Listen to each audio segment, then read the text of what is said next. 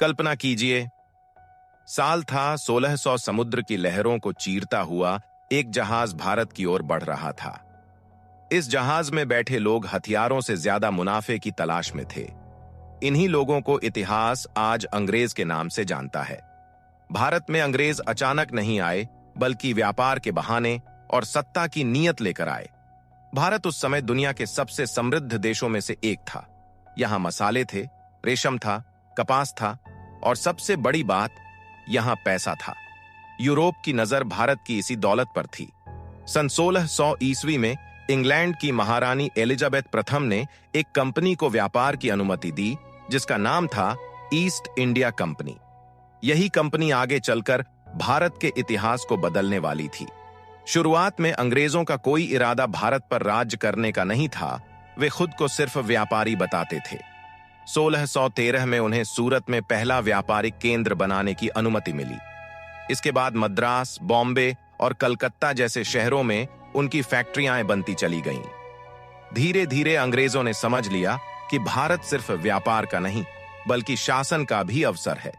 उस समय भारत एक शक्तिशाली साम्राज्य नहीं था, बल्कि कई छोटे छोटे राजाओं और नवाबों में बंटा हुआ था। और अंग्रेजों ने इसी कमजोरी का फायदा उठाया। उन्होंने एक नीति अपनाई, फूट डालो और राज करो। एक राजा को दूसरे राजा से लड़वाया, कहीं दोस्ती की, कहीं धोखा दिया और धीरे धीरे अपनी सैन्य शक्ति बढ़ाते चले गए। 1757 भारत के इतिहास का एक काला अध्याय है। इसी साल हुई प्लासी की लड़ाई। यह लड़ाई अंग्रेजों और बंगाल के नवाब सिराज उद दौला के बीच हुई, लेकिन यह युद्ध मैदान में नहीं, बल्कि साजिशों में जीता गया। नवाब के अपने सेनापति मीर जाफर ने विश्वासघात किया और कुछ ही घंटों में पूरा बंगाल अंग्रेजों के हाथ चला गया। यहीं से अंग्रेज सिर्फ व्यापारी नहीं रहे, वे शासक बन गए। इसके बाद 1764 की बक्सर की लड़ाई ने अंग्रेजों को उत्तर भारत में भी मजबूत कर दिया। अब उनके पास सेना भी थी, पैसा भी और सत्ता भी। धीरे धीरे अंग्रेजों ने पूरे भारत पर नियंत्रण फैलाना शुरू किया।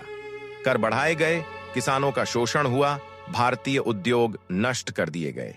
भारत का धन जहाजों में भर भर कर इंग्लैंड भेजा जाने लगा।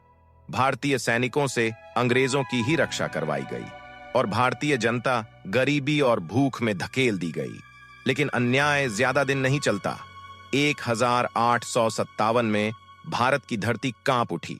यह था भारत का पहला स्वतंत्रता संग्राम।